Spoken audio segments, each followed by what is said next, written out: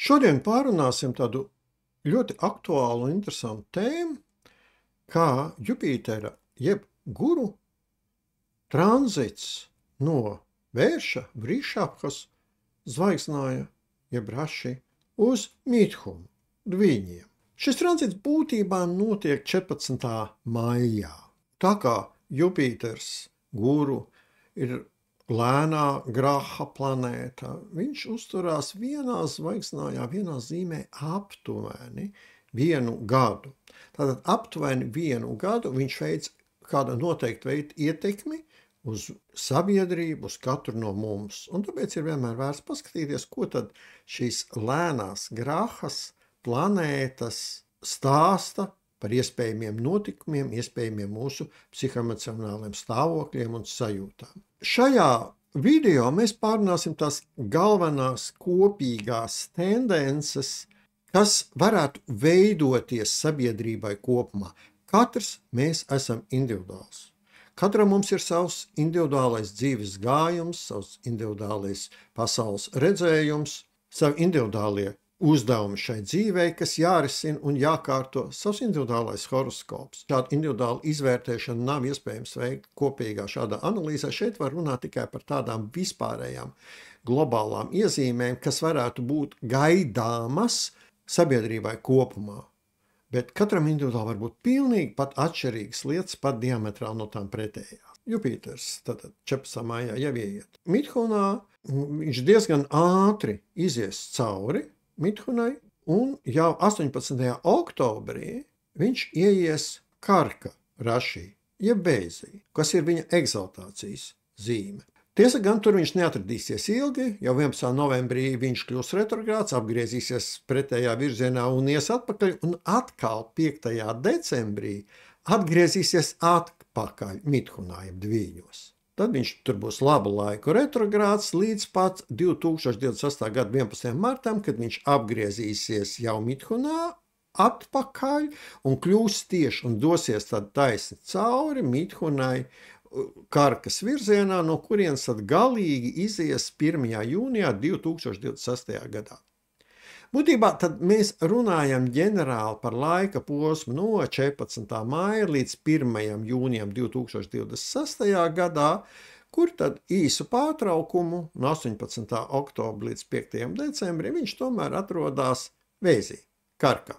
Lai labāk saprastu to, kas tad tur ir gaidāms tajā laikā, kamēr Guru atrodas Midhunā, varbūt nedaudz ir jāatcerās, kas ir Midhuna. Midhunas pārvaldnieks ir Merkurs, Buddha, komunikācija, loģika, kustība, līgumu slēgšana, vienošanās, loģiskā domāšana. Jāņem vērā vēl ir arī tas, ka tāpat 2025. gada maija beigās arī Rahu ieies ūdensvīrā, jeb Kumhā, no kurienes viņš aspektēs visu šo laiku Jupiteru, jeb Guru Midhunā. Un arī tas ir jāņem vērā. Kumha, jeb ūdensvīrs, ir modernās tehnoloģijas, inovācijas, un Rahu arī ir modernas tehnoloģijas, jauninājumi, nestandarta pieeja, internetvide, un visu laiku šāds aspekts būs uz Guru, kamēr viņš atradīsies Midhunā. Diezgan Rahu ir spontāni pēkšņi arī nesaprotami notikumi, arī dažādas nelaimes gadījumi, avārijas, revolūcijas arī saistās ar Rahu. Tātad, ko tad mēs varētu gaidīt tajā laikā, kamēr Guru atrodas Dviņos, Midhunā? Tad laika posmā no 14. māja līdz 18. oktobrim, un pēc tam atkal no 5. decembra 2025. gadam līdz 1. jūnijas 2026. gads. Jā, aktivizēsies darbības, kas saistās ar jebkādiem aprēķiniem, kompjuteriem, informācijas plūsmām, tehnoloģiskie jauninājumi, mākslīgā interneta attīstība. Viņa notiks vēl straujāk nekā līdz šim, nekā mēs jau to redzam, un vēl vairāk tas ienāks arī mūsu dzīvē. Ikviena no mūsu dzīvēm. Pat it kā, ja mēs tieši personīgi katrs neesam saistīti ar mākslīgā intelektu un datortehniku darbībām, mēs ar viņām esam saistīti kaut vai netiešā veidā. Lidmašīnu kustība, mobilo telefonu darbības principi un daudz citas lietas, kur šīs tehnoloģijas darbojas. Šis noteikti nav laiks, lai saglabātu konservatīvismu, Jo īpaši informācijas plūsmās, jo īpaši naudas plūsmās, jo īpaši biznesā. Naudas plūsmas kā tāds mūsu ikdienas kontrolē šis Merkurs Budha, kurš ir Midhunas dviņu pārvaldnieks, bet arī Guru Jupiters ir globālās banku sistēmas kontrolieris, uzraugs, globālās ekonomikas, globālās finanšu sistēmas uzraugs. Tātad arī tur ir gaidāmi jauninājumi un izmaiņas. Un viņi ienesīs mums katram kaut kādas pārmaiņas, vairāk vai mazāk. Tiesa gan, visu laiku ir jāatcerās, ka ir šis Rahu aspekts. Līdz ar to ir iespējams arī nopietnas avārijas saistītas ar IT tehnoloģijām vai pārpratumi un kļūdas. Guru Midhunā var norādīt arī uz to, ka nepieciešams ieviest dažādību biznesā, apgūt jaunus biznesa virzienus vai jaunas teritorijas, jebkurā gadījumā iet plašumā, dažādot savus esošos nodarbošanās veidus. Tas ir laiks, lai vienalga savā darbībā ieviestu visdažādākos jauninājumus. Ja negribēsiet to darīt, dzīve jūs to spiedīs, vai vienkārši dzīve tad jūs izmetīs no šīs nodarbošanās veida ārā. Tas nav laiks, lai ietu pretī šīm lielajām visuma plūsmām. Būtībā dažādie jauninājumi, iešana plašumā jau attiecas ne tikai uz biznesu, naudu, loģiku un komunikāciju, bet principā uz jebkuru mūsu dzīves sfēru. Ir svarīgi ieviest jauninājumus, jaunus varbūt hobijus ieviest, vēl kaut kādas jaunas mācības apgūt. Protams, kā tieši tas izpaudīsies, tas ir atkarīgs no tā, kā mūsu katra individuālajā horoskopā atrod guru un ko viņš mums stāsta, kādi mums ir planetārie periodi vai tur kaut kāds cits individuālās horoskopa īpatnības, bet dažādošana, jaunu nodarbības veidu meklēšana vai savu nodarbības veidu paplašināšana, tās ir tās prioritātes, kas patiešām saistās ar šo laiku, kamēr guru atrodas Midhunā. Var veidoties tādas situācijas, kad vienlaicīgi arī jādara vairāki darbi. Būtībā jau mēs bieži vien darām vienlaicīgi vairākus darbus, bet tad tas kļūst vairāk izteikts. Šis noteikti ir piemērots laiks, lai arī mācītos plānot savu dzīvi. Guru ir ļoti globāls, viņš var likt liels, milzīgus uzdevumus, un reizēm var likties, ka šie uzdevumi nav izpildāmi. Tad mācamies sadalīt šos lielos uzdevumus mazākos uzdevumos. Atceramies to skaisto stāstu. Ziloni taču nevar apēst uzreiz. Protams, ka nevar, bet ziloni var apēst pa daļām. Padomājiet vien, cik daudz kilogramus pārtiks jūs apētat gada laikā.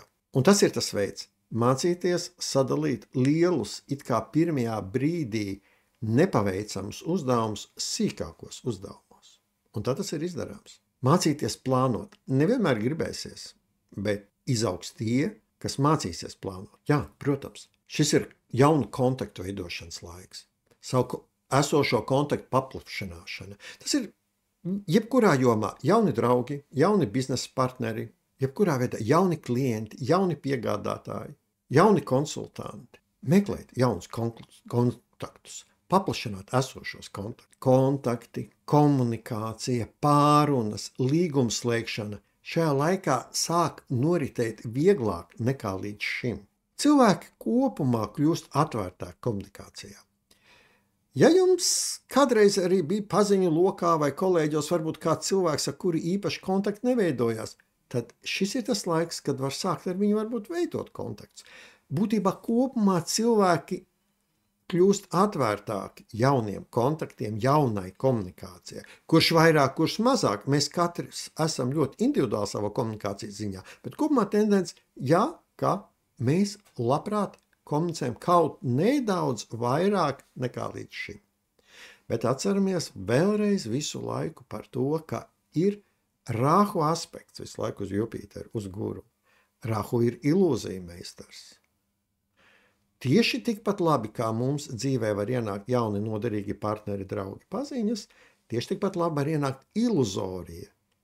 Partneri, klienti, piegādātāji, viltus draugi, kuri pirmajā brīdī var likties ļoti interesanti un pievilcīgi iluzori. Veselo saprātu ir svarīgi saglabāt, analizēt tomēr, kas mūsos ienāk. Jā, ir svarīgi iet un meklēt jaunus partnerus, ir svarīgi savā dzīvē ielaist jaunus partnerus, bet veselo saprātu neviens nav atcēlis. tomēr analizējiet, kas ir tas, kas jūsu dzīvē ienāk. Var vairāk attīstīties arī tāds paradums kā apkārtējo cilvēku kopēšana. Arī tas savā ziņā ir apkārtējās pasaules izzināšanas process. Buddha, kurš ir Midhunas pārvaldnieks, tas ir skolnieku un mācīšanās princips. Līdz ar to rodas vairāk vēlme izzināt pasauli, mācīties kaut ko jaunu, iestāties kādos kursos vai apgūt kādu jaunu izglītību. Tas katram ir individuāli, jā, bet arī vajag to izmantot un tiešām mācīties kaut ko jaunu, ielaist jaunas zināšanas savā dzīvē. Šeit ir tas laiks, kad vairāk attīstās, tāda horizontāla komunikācija plašumā. Jā, var attīstīt dažādus masu informācijas līdzekļus, doties braucienās, uzsākt kaut kādus jaunas biznesa lietas vai biznesa aktivitātes arī ārzemēs plašumā. Tas ir piemērots laiks. Atgādināšu vēlreiz, tātad guru pārvalda globālās finanšu schēmas, struktūras, sistēmas, globālo ekonomiku un saņem rahu aspektu. Jā, tas nozīmē, ka finansu sistēmās, globālajās naudas plūsmās, jā, modernās tehnoloģijas ienāk vēl vairāk, bet tas nozīmē arī to, kā varbūt strauji kāpumi un kritumi ekonomikas jautājumos, kas var radīt diezgan nopietnus pārsteigumus. Tāpēc visu laiku ir svarīgi saglabāt modrību, visu laiku analizēt, kas notiek. Jā, tas ir laiks, kad var nopelnīt resursus, naudu, bet, ja kāds pelna, tad kāds arī zaudē. Visu laiku ir svarīgi saglabāt veselo saprātu un rūpīgi, pragmatiski analizēt, kas veidojās šajās biznesa struktūrās. Ja es tā nedarīšu, tad visticamāk es būšu tajā pusē, kuri zaudē. Kāds cits tad, protams, vinnēs. Taisnība, ka arī līdz ar to aktivizējās procesi un darbības vairāk ar kriptovalūtām. Tas nenozīmē, ka obligāti garantēti visi nopelnīs. Nē, tas vienkārši nav iespējams, ka visi nopelnīs. Bet darbību skaits var pieaugt. Varbūt nedaudz paskatīsimies atpakaļ, kas tad ir noticis iepriekšējos guru tranzītos Midhunā. Viņš jau, kā jau teicu, reizi 12 gados ienāk vienā zvaigznājā. Tātad iepriekšējo reizi guru Midhunā bija 2013. gada jūnijas līdz 2014. gada jūnijas. Šajā laika posmā Microsoft paziņoja par Nokia mobilo telefonu biznesa iegādi, informācijas tehnoloģiju attīstību. Latvija pievienojās Eirozonai. Latvijai kardināli izmainās finanšu sistēma. 2001. gada jūnijas, 2002. gada jūlijas, tātad tas jau ir vēl 12 gadus ātrāk, Ericsson un Sony izveido kopuzņēmumu mobilo telefonu ražošanai. Ķīna tiek uzņemta Pasaules tirdzniecības organizācijā. Šis ir ļoti globāls notikums, kas diezgan kardināli izmaina pasaules tirdzniecības struktūru. Ja mēs paskatāmies vēl 12 gadus atpakaļ, tad 1989. gada jūlijas līdz 1990. gada jūlijas. 90. gada laiks, kā zināms, ir ļoti aktīvs visdažādākiem notikumiem. Tur ļoti daudz dažādi astroloģiskie parametri to apraksta, bet tomēr tas, kas interesē šajā guru tranzitā Midhunā, tad tiek izlaista pirmo reizi spēļu konsola Sega Genesis spēļu biznesa. Ar Merkuru Buddhu spēles arī saistās, ja? Un tā ir vienalga datortehniku, IT tehnoloģiju attīstība. Šajā laikā notika Baltijas ceļš. Tas ir aptuveni 2 miljoni cilvēku sadevās rokās. 2 miljoni cilvēku, tas ir daudz. Tā ir nopietna liela ietekme. Krīt Berlīnas mūrs, Vācijas apvienošanās, kontakti kļūst vieglāki, robežas mainās. Tas arī ir jāatcerās, kas var notikt šajā laikā ar guru ieiešanu Midhunā, ka var mainīties valstu robežas, vai tīri geogrāfiskā ziņā, vai ekonomiskā ziņā, jau var veidoties jaunas valstu apmienības kaut kādas ekonomiskā ziņā. Midhunas pārvaldnieks Merkurs Buddha ir par komunikāciju plašumā. Visa, jebkāda veida komunikācija, apmaiņa, kustība, loģistika saistās ar Merkuru, ar Buddhu. Jupiters ir paplašinošs. Viņš tur, kur ieiet, visu paplašina, ņem nost robežas, ļauj lietām, vietām, cilvēkiem vairāk plūst. Jā, šis ir laiks, kad var attīstīties turisma bizness, jebkāda veida dažāds braucieni, loģistikas bizness, arī viņš attīstīsies. Šis bija tāds ģenerāli kopējas iezīmes, kas ir gaidāms ar Jupitera tranzitu Dvīņos. Paskatīsimies nedaudz varbūt sīkāk, kas tad īsti notiek šī tranzīta laikā. Nav jau tā, ka šis tranzīts visu laiku būs pilnīgi vienāds. Un viens no veidiem, kā paskatīties, kas tad īsti tur sīkāk notiek, kurās nakšatrās atrodas Jupiters šī tranzīta laikā. Nakšatrs tātad ir sīkāks zodiaka dalījums 27 zvaigznājos, ja? Un viņš vairāk parāda jau tā sīkāk, niansētāk un detalizētāk. Jā, visu šo laiku no 14. jūnija līdz 18. oktobrim un pēc tam no 5. decembra līdz 1. jūnijam 2026. gadā. Jā, viņš Jupiters atrodas Midhunā Dvīņos, bet tomēr viņa ietekmes mūsu emocionāla stāvokļa būs tomēr nedaudz mainīgi. Un nakšatrs to var parādīt priekšā, pastāstīt, kas tad īsti ir gaidāms. Pirmā nakšatra, kas atrodas Midhunā Dvīņos, ir Mrigašīra. Būtībā šī nakšatra atrodas gan Vrišabhā versija iepriekšējā zvaigznājā, gan daļēji tātad Midhunā. Būtībā jau Jupiters šajā nakšatrā iegāja jau pirms dažiem mēnešiem. Bet kas tad īsti šeit notiek? Šajā Mrigašīras nakšatrā, pirmajā Dvīņus daļā, tātad, kurā viņš atradīsies no 14. māja līdz 13. jūnijam. Mrigašīras pārvaldnieks ir Mars, tad aktīvs, dinamisks. Pats simbols Mrigašīrai - briežgalva, un viņas dievība ir Čandra jeb Soma. Šis nakšatrs raksturs patiešām ir ļoti aktīvs un dinamisks. Viss šeit ir ārkārtīgi saistīts ar intelektu, tāpēc jau ir šis simbols brieža galva. Kāds ir briedis? Aktīvi skrien kaut kur. Mars, kurš ir pārvaldnieks šai nakšatrai, ja, piešķir šeit šo ļoti izteikto intelektuālo aktivitāti, jauni intelektuāli kontakti, mācības. Un, ja intelektuālā aktivitāte netiek realizēta, tad, starp citu, šī nakšatra var kļūt pat destruktīva. Šī enerģija kaut kur ir jāizliek. Ar viņu kaut kas ir jādara. Marsam ir jārealizējas. Un Mars, kā Mrigašīras pārvaldnieks, grib būt aktīvs un stāties jaunos kontaktos, apgūt jaunas lietas. To vajag darīt, to vajag realizēt. Mrigašīra norāda uz intelekta dzimšanu. Tātad, lai intelekts piedzimtu, nepieciešams savienot Jupiteru, jeb guru, sievas dievišķos impulsus ar Čandras zemes izpausmes impulsiem. Sakarā, kas bija starp Čandru, jeb mēnesi, un guru sievu, jeb Jupitera sievu, piedzima Merkūrs, Budha. Budha tātad kā, jeb Merkūrs, kā Čandras, jeb mēnesis dēls, tad norāda, ka viņš ir daļa no visa šī lielā dievišķā prāta, ka viņš ir intelekts. Lielais dievišķais prāts ir Jupiters. Budha ir daļa, bet šeit ļoti nereti var rasties intelektuālā augstprātība. Ja? Uzskatīt, ka man ir aktīvs intelekts, es daudz ko zinu, un tad es zinu visu. Intelekts ir brīnišķīga lieta, viņš ir nepieciešams, dievišķais ir radījis, ka mums ir intelekts, bet tā ir tikai daļa no prāta. Un uzskatīt, ka intelekts spēj visu, ir liela kļūda.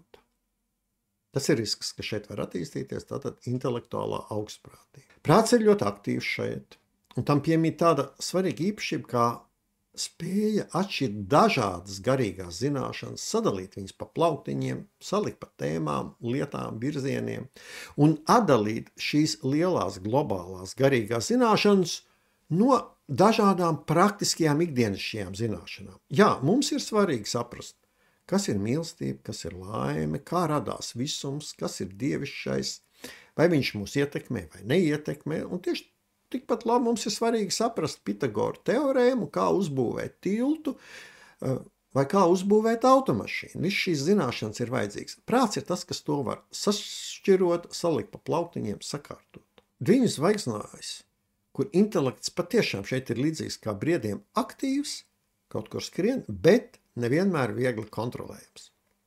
Domas šeit bieži vien ir ātrākas nekā darbības to realizēšanai. Domas skrien darbiem pa priekšu. Prāts nepārtraukti lēkā no vienas tēmas pie otra. Būtībā jau ir arī tas, ka tie, kas zina astroloģiju, varbūt nedaudz ir pamācījušies, zina, ka starp dievībām šīm grahām ir diezgan komplicētas attiecības. Mithuna Raši, dviņu zīmes pārvaldnieks, Budha, Merkurs, ir diezgan naidīgi noskaņots pret Jupiteru, pret guru.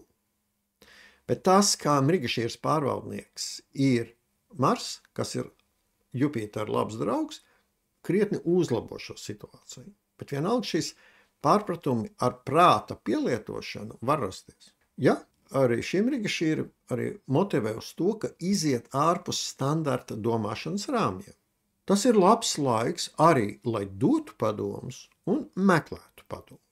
Tālāk jau diezgan ātri 13. jūnijā Jupiters ies nākošajā nakšatrā, kur atrodas jau pilnībā dviņu zvaigznājā, tātad tā ir Ardra, kurš pārvaldnieks ir Rahu, dievība šeit ir Rudra, simbols reizēm ir cilvēka galva, bieži vien asara vai dārgaka. Ardra jau tādā visuma mērogā būtībā izpauž neapmierinātību ar esošo. Šeit sāks atbilžu meklēšana. Vispirms piedzima tas intelekts, kas kaut kur skrēja, meklēja, darīja, un tad tiek saprast, ka kaut kur kaut kas nav skaidrs, kaut kas nav kārtībā, un tad tiek sāktas meklēt atbildes, tiek sākti meklēt skaidrojumu. Tulkojumā no sanskrita Ardra nozīmē mitrs vai svaigs, zaļš.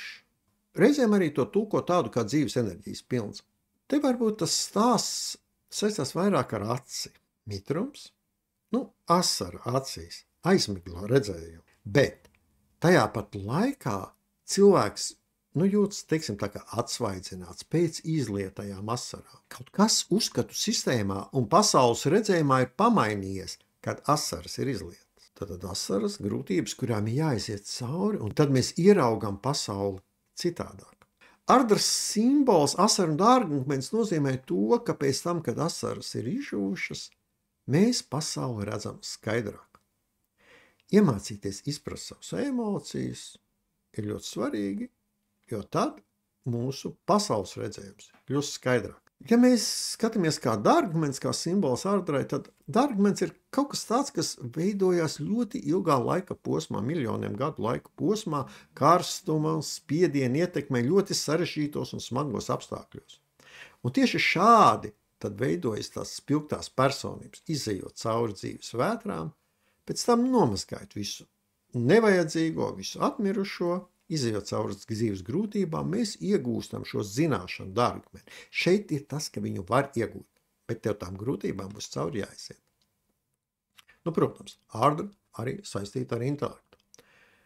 Bet te jau arī parādās tāda lieta kā auglība, intelektuālā auglība. Tas nozīmē, ka prāts spēj būt radošs. Ardra ir rasts prāts. Intelekts šeit sajūt ierobežojums. Tas nav tā kā tur, kur ir Mrigašīras, kas skrien uz visām pusēm. Un ierobežojumi var radīt mulsumu. Jā, tā ir taisnība. Bet no otras puses, intelekts sajūtot ierobežojumus kļūst mērķiecīgāks, sakārtotāks un labāk sasaistās ar to, kas ir slēpts mūsu zemapziņā. Un tas, protams, ka ir priekšnoteikums kaut kā jauna radīšanai. Pārvaldnieks Ardras nakšatrai ir Šivas ļoti skarbā forma Rudra. Rudra ir tas, kurš ar balsi var iznīcināt visumu. Viņa misija šeit ir iznīcināt tumsonību. Viņš ir tas, kurš virža zināšanu uz apziņu, uz gaismu, uz izzināšanu, uz jautājumu un atbilžu atrašanu. Ardra motivē izzināt visu dabu, sabiedrību, dievišķo, vienalga ko, bet izzināt, vēl vairāk mācīties. No sākuma tur ir tāds zināms skarbums, tā ir tumsonības iznīcināšana. Ardra var piedot darbībām zinām skarbumu. Pārvaldnieks Ardra tomēr ir Rahu, tātad tas laiks, kamēr Jupīters iet cauri ardrai. Jā, kaut kur var parādīties zināms asums un skarbums, bet atceramies, pats Jupīters nav par vardarbību, nav par agresiju. Viņam nav raksturīga agresija, bet tomēr viņš ir paplašinošā grāha un tā kā, jā, iespējams, ka kaut kur komunikācijās var izpausties agresija. Tas ir iespējams. Būtībā ir vēl viena lieta, kad jāatcerās, ka Rahu, būdams kā ardras pārvaldnieks, šeit realizē pats savas vislielākās ambīcijas. Daļa astrologu uzskata, ka viņu zvaigznājs ir teritorija, kurā Rahu egzaltē. Ir enerģētiski visspēcīgākais. Ja? Tā ir daļa, tas nav viennozīmīgs veidiskās astroloģijas viedoklis, bet diezgan liela daļa šādu uzskata, bet jebkurā gadījumā šeit ir ļoti spēcīgs izteikts Rahu īpašības, jo īpaši ardrā. Un tas nozīmē to, ka Rahu šeit grib iegūt maksimumu. Un viņš motivē cilvēkus sasniegt augstus mērķus, bet te ir jābūt uzmanīgiem, pat ļoti uzmanīgiem. Rahu ir ilūzija meistars. Mēs varam sev saģenerēt arī iluzorus mērķus. Vai arī tādus mērķus, kurus sasniedzot, mēs gandarījumu negūstam. Svarīgi ir arī atcerēties to, ka sasniegumi paši par sevi nesniedz gandarījumu. Izzināšanas process ir svarīgs. Ir svarīgi izbalansēt pašu izziņas procesu un augstākos mērķus, kuru vārdā mēs to darām. Ir svarīgi sasaistīt savus mērķus ar ļoti adekvātu pasaules uztveri. Pretējā gadījumā mēs varam iekrist iluzoros mērķos, un viņos būs vilšanās, un tā var būt diezgan sāpīga. Jā, bet ja mūsu mērķi ir ļoti adekvāti un pamatoti, tad Rahu var iedot enerģiju viņu realizācijai. Šajā laikā ardras nakšatrā cilvēki vairāk meklē tādu intelektuālo pilnību, bet tā ir ilūzija. Pilnības dabā nav. Tā ir mūsu prāta konstrukcija. Un tas atkal var veidot iekšēju neapmierinātību ar visu apkārtējo. Šeit vēl vairāk ir izteikta laba augsta intelektuālās augstprātības attīstībai. Saprotam to, ka mēs daudz ko vēl nezinām, un ka mums vēl daudz kas ir jāiemācās, un ja mēs saprotam to, ka bez intelekta ir vēl daudz arī citas lietas, ka intelekts nav absolūtais visa kritērijs, tad jau varētu domāt, kā mēs esam uz pareizā ceļa. Arī vēl viena lieta, kad jāatcerās, ka dvīņi, ja Midhuna, ir, teiksim, kosmiskā cikla attīstības, 3. posms. 1. posms – Alns, lielais sprādziens, viss rodās. Tad vērsis, kur pēkšņi viss tas, kas ir radies, tā sprādziena rezultātā ir jāsāk saturēt kaut ko kopā, ir jāmeklē kaut kāda stabilitāte. Tad 3. posmā dvīņos ir jāsāk vienam otram miedarboties, meklēt kontaktus un saprast to, ka viss visumā komunicē ar visu. Viss miedarbojas ar visu. Un šeit tad ir jāsaprot arī, ka mēs kā savas dvēseles, kā katra individuāla dvēsele, arī meklēsim sev radniecīgu dvēseli. Tas ir tikai normāli. Tas ir tāpēc, kāpēc mēs runājam jauni partneri, jauni draugi, jauni klienti, bet ir ļoti svarīga lieta. Ir izteikta šī vēlme atrast sev jaunu partneri, vai jaunu draugu, vai jaunu klientu, vai jaunu piegādātāju, bet ir ļoti svarīgi, ka jāsāk jau būtībā ar to, ka ir svarīgi izprast, kas es pats esmu. Man ir jāatrod tas jaunā dvēsele, ar kuru es gribu būt kopā, atbilstoša tam, kas esmu es. Reizēm šī vēlme atrast jauno partneri var aizēnot šo ļoti svarīgo paša izzināšanas procesu. Jā, mēs atradīsim sev jaunu partneri, kaut kādu laiku tur būs labi, bet tad mēs sapratīsim, ka viņš mums nav īstais. Un tad būs kaut kādas problēmas, kas būs vēlāk. Neaizmirstam to, ka meklējam to, kas ir mums atbilstoši. Arī šis ardras simbols asaru un dārgakmens nozīmē to, ka pēc tam, kad asaras izžūšas, tad, kad mēs esam iemācījušies izprast sevi, savu būtību, savas emocijas, tad mēs redzēsim to skaidro lietu būtību. Guru Jupīters, ardrā šajā nakšatrā, protams, kad centīsies izmantot savu gudrību un spēku, bet, ārdra šie tumšie spēki, Rahu pārvaldība, Rahu aspekts, kas būs visu šo laiku, var radīt problēmas. Un tāpēc ir svarīgi kontrolēt un adekvāti izvērtēt tās ambīcijas, kas mums radīsies. Ambīcijas ir lieliska lieta, Viņas ir nepieciešams attīstībai, bet ir svarīgi savas ambīcijas saskaņot ar reālo dzīvi. Un ir vēl viena lieta, ko ir svarīgi atcerēties. Nesagraujiet lūdzu savu esošo dzīvi rozā nākotnes vārdā. Rahu ietekmē, tas patiešām šajā laikā var notikt. Nesaku, ka visiem, bet tāda iespējamība ir kontrolējama sevi. Tad jau 13. augustā Jupīters, jeb Guru, pāriet uz nākošo nakšastru Punarvasu, kurā viņš atradīsies visilgāk. Viņš tad atradīsies līdz pat 18. oktobrim, un pēc tam atkal, kad atgriezīsies atpakaļ no Vēža, no 5. decembra, viņš atradīsies Punarvasu līdz pat 2028. gada 1. jūnijam. Ja, tad šajā nakšatrā viņš atradīsies visilgāko laiku. Punarvasu dievība tad ir Aditi, pārvaldnieks šeit ir Jupīters jeb Guru pats, un simbols tad bultu maks ar bultām. Tulkojot no sanskrita, punar nozīmē atkal jeb no jauna, vasu, spīdoši kā gaismas stari vai redzamā bezgalība. Būtībā tas nozīmē atkal kļūt par vasu. Vasu ir dvēseles mājvieta, ja? Un dievība Aditi, kas ir šīs nakšatras dievība, ir māte dievišķajām būtnēm, arī saules dievībām. Un tieši tāpat kā saule mums dod gaismu, tā vasu ir tas, kas nodrošina to, ka pie mums atnāk šis dievišķās zināšanas, dievišķais vēstījums. Mēs atgriežamies pie tā, tāpēc atkal kļūt par vasu, atkal kļūt par to, kurš uzklausa dievišķo zināšanu sistēmu. Simbols bultumaks jau nozīmē to, ka tev viss jau ir. Viņš simbolizē tev esošos resursus un enerģiju. Bultas jau ir tavā makā, viņas tev ir. Un tikai tavā ziņā ir izlemt, kā šīs bultas pielietot, kur viņas izšaut, ko ar viņām darīt. Tas ir atkarīgs no tevis. Tev viņas ir iedotas. Guru, protams, jau pats būdams Punarvasu pārvaldnieks virza mūsu šo pareizo ceļu, bet vai mēs ieklausīsimies? Liels jautājums. Punarvasu nodrošina šo zināšanu plūsmu no tādā garīgā līmeņa uz zemes līmeņa, kur dzīvojam mēs. Jupīters vada šo procesu. Jupīters virza mūsu uz tādu jaunu dzīves izpratni. Vairāk jau šeit tieši arī pievēršot akcentus tām lietām, kas saistās ar dvīņiem, ar ļoti pragmatiskām lietām, ar šo materiālajām zināšanām, ikdienišķām zināšanām, kā viņas pielietot savā dzīvē. Reizēm Punarvasu rada tādu iekšēju neapmierinātību. Mums rodas ļoti daudz jautājumu, uz kuriem bieži vien nav atbilžu, vai arī tās atbildes, ko mēs saņemam, mūs neapmierina, tās nav gaidītās. Bet atbilde ir atbilstoši tam, kādus jautājumus mēs uzdodam. Šeit ir ļoti svarīgi mācīties uzdot jautājumus, formulēt jautājumus. Tāpēc jautājumu formulēšana, uzdošana ir garīgās izaugsmes sastāvdaļa.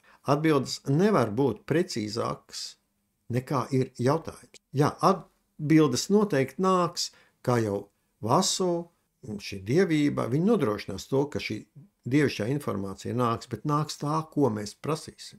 Un ja mēs iemācīsimies pareizi formulēt jautājumus, mēs iegūsim daudz vērtīgas jaunas informācijas. Jā, tas ir laiks, vēl vairāk izteikts laiks, lai mācītos kaut ko jaunu savā dzīvē. Tas tikai paplašina mūsu redzesloku, atvieglo mūsu ikdienas dzīvi un zināšanas. Tā jau ir tā gaisma, kas iznīcina neziņas tumsu, kas mazina problēmas mūsu dzīvē. Šie ir tie galvenie aspekti, motīvi, kas var aktualizēties Jupītera tranzita laikā dvīņos 2025. 2026. gadā.